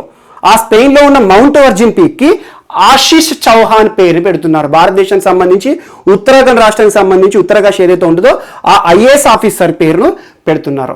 కారణం ఏంటంటే దీనికి సంబంధించిన ఒక హిస్టరీ అవసరం లేదు. మౌంటైనీర్ ఆంటోనియో అని అతను ఒకరు ఏం చెప్పాడంటే 2018లో ఒక సమ్మిట్ జరిగింది, సతోపాంత్ సమ్మిట్ అని చెప్పేసి. అది మౌంటైన్ పైన జరుగుతుంది. అందులో ఇతని యొక్క హానెస్ట్ జెస్టర్ గురించి సింపుల్ చెప్పాలంటే తను చేసిన సేవాంశాల ఆధారంగా ఆంటోనియో గారు ఈ రోజున ఈ యొక్క అంశాన్ని ప్రస్తావించారు. సో అదంతా అవసరం లేదు. బట్ ఏంటంటే ఈ రోజున భారతదేశానికి సంబంధించి ఉత్తరాఖండ్ ఐఏఎస్ ఆఫీసర్ ఎవరి పేరు మీద స్పెయిన్లో ఒక పర్వతానికి పేరు పెడుతున్నారు అంటారు. Ashish Chauhan Uttarakhand IAS officer. అది ఎక్కడుంది పర్వతం? మనకి స్పెయిన్లో. అండ్ ఇంకోటి చూడండి, వాతావరణం సంబంధించి ఒక అంశం కూడా ఇందాక చెప్పడం మర్చిపోయాను. ఇటీవల కాలంలో 54.0°C ఇప్పటి వరకు నమోదైన టెంపరేచర్లో హైయెస్ట్ టెంపరేచర్ ఎక్కడ నమోదైందని ఇటీవల ఒకటి వార్తలు నిలుస్తుంది. దానికి సంబంధించిన అంత డేటా రాలేదు. అది ఎక్కడ అంటే అమెరికా ప్రాంతం కాలిఫోర్నియాలో మీరు చూస్తూ ఉంటారు, డెత్ వ్యాలీ అంటారు. డెత్ వ్యాలీలో ఇప్పటి వరకు అత్యధిక టెంపరేచర్, రికార్డెడ్ టెంపరేచర్ అని చెప్పేసి ఒక వార్త నిలిచింది. అదొకటి కూడా చూడండి. అంటే దాన్ని బిట్ అడుగుతారు అంతే. సో ఇప్పటి వరకు ప్రపంచ చరిత్రలో అత్యధిక ఉష్ణోగ్రత, భూ ఉష్ణోగ్రత ఎక్కడ నమోదైంది అఫీషియల్ రికార్డ్ అంటే ఈ సండే రోజున, మన గడిచిన సండే రోజున మధ్యాహ్నం 3:41 డెత్ వ్యాలీ, కాలిఫోర్నియా ప్రాంతం డెత్ వ్యాలీ అమెరికాలో 54.4°C నమోదైంది అని చెప్పేసి ఒక వార్త వచ్చింది. అదొకటి కూడా ఇంపార్టెంట్. సో ఆశిష్ చౌహాన్ పేరునేమో స్పెయిన్లోని మౌంట్ వర్జిన్ ఉంది కదా పీక్, దానికి ఆశిష్ చౌహాన్ పేరుని చేస్తున్నాము అని చెప్పేసి చెప్పడం జరిగింది. ఇదొకటి కూడా important. And next Pandit Jasraj ఎవరితను అంటే సంగీత ప్రపంచంలో అందరికీ కూడా చాలా మందికి తెలుసు అతను. సో ప్రధానమంత్రి నరేంద్ర మోడీ గారు కూడా తన మరణానికి సంబంధించిన తీవ్ర సంతాపాన్ని వ్యక్తం చేశారు. రాష్ట్రపతి గారు కానివ్వండి. 90 ఏళ్ల పండిత్ జస్రాజ్ గారు అమెరికాలో చనిపోయారు. భారతదేశంలోని హర్యానాలోని హిసార్ ప్రాంతంలో జన్మించారు. హిసార్ ప్రాంతంలో 1931లో జన్మించారు.